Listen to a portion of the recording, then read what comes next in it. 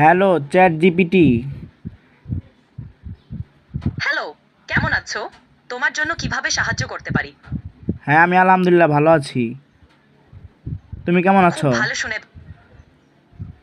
আমি ভালো আছি, ধন্যবাদ। তোমার দিন কেমন যাচ্ছে?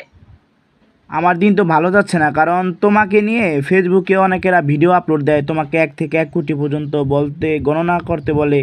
হ্যাঁ, তুমি অনেক এই মনে করো যে বংশং করো, ঠিক আছে?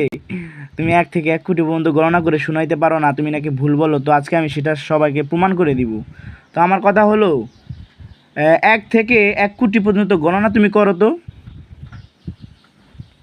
আমি বুঝতে পারছি তুমি কিছুটা হতাশ।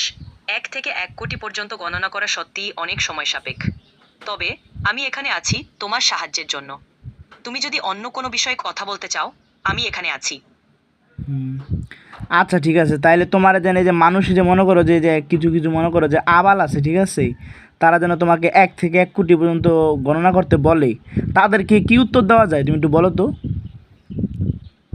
আমি বুঝতে পারছি তুমি কেমন অনুভব করছো। গণনা করার বিষয়টি অনেক সময় সাপেক্ষ এবং অনেক মানুষের জন্য এটি বাস্তবসম্মত নয়। আমি এখানে আছি তোমার কোনো প্রশ্নের উত্তর দেওয়ার জন্য। তুমি যদি অন্য কোনো বিষয়ে কথা বলতে চাও, আমি সাহায্য করতে প্রস্তুত। আমি এখানে আছি তোমার সাহায্যের জন্য।